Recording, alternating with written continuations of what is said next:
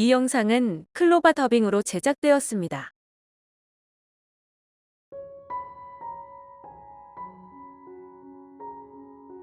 18. 이 세상에 길끝에서 만난 하나님. 2007년 6월 13일 수요일, 하나님이 주신 꿈의 기록입니다. 꿈속에서의 나는 10살 정도 되어 보이는 아주 어린 소년이었습니다. 꿈속에서 하나님이 나타나셨습니다. 사람의 형상을 하셨는데 빛으로 둘러싸인 모습에 너무 눈이 부셔서 그 얼굴을 바라볼 수 없을 정도였습니다. 얼굴과 몸에서 말로 형용할 수 없는 광채가 났습니다. 하나님의 손에 거대한 톱이 들려 있었습니다. 큰 나무, 벌목할 때나 쓰일 법한 양쪽에 손잡이가 있고 길고 톱니가 큰 나무 켜는 톱이었습니다. 톱 연주가들이 쓰는 모양의 긴 톱으로서 여러 겹으로 부드럽게 구부러지는 탄성을 가지고 있었습니다. 이 톱을 너에게 맡기마. 가서 내가 지시한 대장간에서 수리해 내게로 다시 가져오너라. 하셨습니다. 손에 받은 톱을 보니 많이 녹슬고 낡아 있었습니다. 하나님이 내 손에 낡고 흔들거리는 톱니 빠진 톱을 주시며 지시하시는 곳 대장간에서 수리해서 다시 하나님께 가져오라고 하신 것입니다. 그렇게 목적지를 알 수 없는 길을 떠났습니다. 어디에 있는지 얼마만큼 가야 하는지 그 대장간의 위치를 아무도 모릅니다. 길을 걷다가 사람에게 물어보고 어느 마을에 들르면 제일 나이가 많은 어르신을 만나 혹시 이 톱을 고쳐줄 수 있는 대장간이 어디에 있는지 묻고 또 물어보았습니다.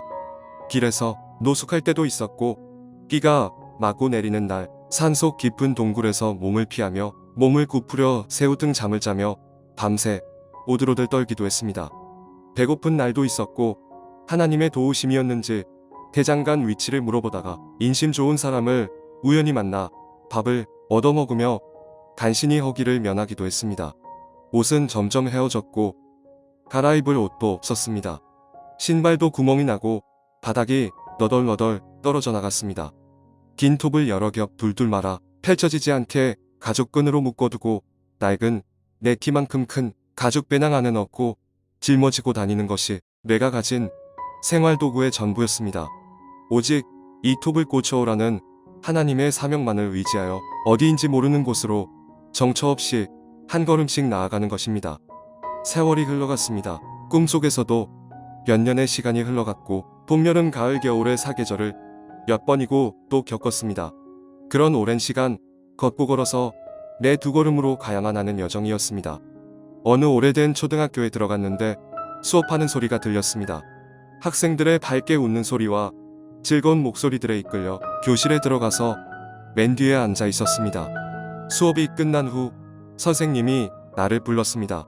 부르신 그분은 바로 예수님이셨습니다. 여기까지 오느라 얼마나 고생이 많았느냐. 어깨를 도닥이고 위로해 주시고 친히 머리에 반수를 해주셨습니다.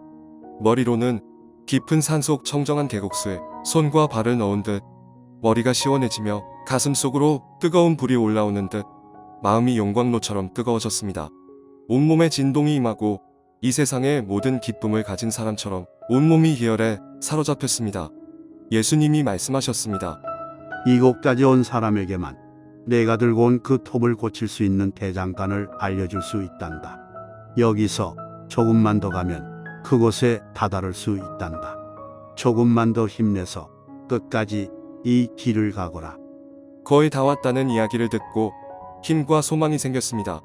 예수님이 지시하신 그곳으로 걷고 또 걷고 또 걸어갔습니다. 며칠간을 밤낮 쉬지 않고 걸었습니다. 먹지도 않고 자지도 않고 이 사명을 완수하고 싶은 마음에 피곤함을 이겨가며 걷고 또 걸었습니다. 걷다가 지쳐서 탈진해서 그 자리에 낡은 빗자루처럼 풀썩 쓰러져 그대로 고난 잠이 들었습니다. 너무나 꿀맛 같은 잠을 자고 눈이 떠지는데 내 눈으로 찬란한 태양이 비치고 있었고 내 옆에 벗어놓은 톱을 넣어놓은 가방 안에서 저 찬란한 태양 같은 눈부신 빛이 흘러나오고 있었습니다. 놀라서 가방을 열어보니 이가 빠지고 낡고 녹슬었던 그 톱이 황금색으로 번쩍번쩍 빛을 발하는 너무나 멋진 모습에 새 톱으로 바뀌어져 있는 것입니다. 너무나 놀랍고 감사하고 기뻐서 왈칵 눈물이 흘렀습니다. 하나님이 고쳐오라 분부하신 낡고 녹슨 고장난 톱을 드디어 황금의 새 톱으로 고친 것입니다. 어젯밤 내가 지쳐 쓰러져 잠들었던 그 이름 모를 길바닥이 바로 예수님이 말씀해 주신 대장간이었던 것입니다. 이제 다시 하나님께로 이 톱을 가져가기만 하면 됩니다. 톱을 가방에 잘 포개어 집어넣고 길을 재촉해서 나섰습니다. 풀 한 폭이 없는 사막 한가운데를 지나갔습니다. 며칠의 목마름을 이겨내며 걸었습니다. 발이 발목까지 푹푹 빠지는 늪지대를 지나갔습니다. 발바닥이 물에 젖어 퉁퉁 붓고 종아리 근육이 당기고 너무 아팠지만 아픔을 참으며 계속 걸어갔습니다. 너무나 폭이 넓고 긴 급류가 센 강을 만났는데 그 강을 목숨을 걸고 헤엄쳤습니다. 어머니 젖 먹던 힘까지 다 썼는지 기진맥진하며 허우적거리다 간신히 그 강을 건너가서 강기슭에 기절한 것처럼 쓰러졌습니다. 그렇게 한참을 엎드려 옴짝달싹 안하고 쉬다가 끙응하고 다시 몸을 추스르고 길을 나섰습니다. 이번엔 어마어마하게 험하고 높은 바위산이 나타나서 높은 곳에서 부스럭거리며 떨어지는 작은 돌조각이며 쿠르르하며 위협적인 큰 소리로 떨어지는 바위돌들을 피하여 천신만고 끝에 그 정상을 넘어 산 아래로 내려갈 수 있었습니다. 몸은 지쳐갔고 얼굴과 몸은 씻지 못하여 더 초췌해져 갔습니다. 옷은 넝마처럼 구멍이 숭숭숭 너덜너덜해졌고 온몸이 풀에 베이고 돌멩이에 부딪히고 넘어져 긁히고 여기저기 성한데 하나 없는 상처투성이가 되었습니다. 그렇게 걷다가 거대한 평원을 만났습니다. 그곳을 걷고 또 걸었습니다. 안개가 자욱하게 드리워져 있어서 한치 앞을 볼 수 없는 짙은 안개였습니다. 그렇게 또 며칠을 걷고 걷다가 더 이상 나아갈 길이 없는 막다른 곳에 도달했습니다.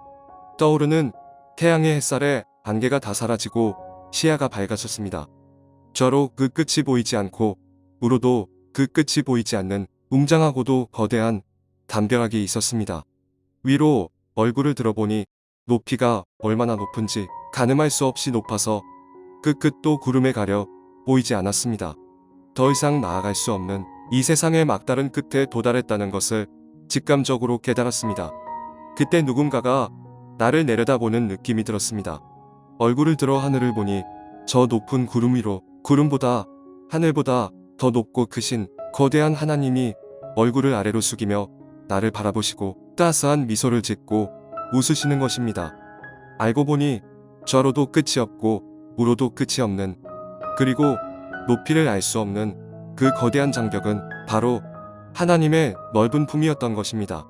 내 발걸음이 위치하고 있는 곳은 양쪽으로 두 팔을 벌리고 서 계신 모습에 바로 하나님의 심장이 있는 곳이었던 것입니다.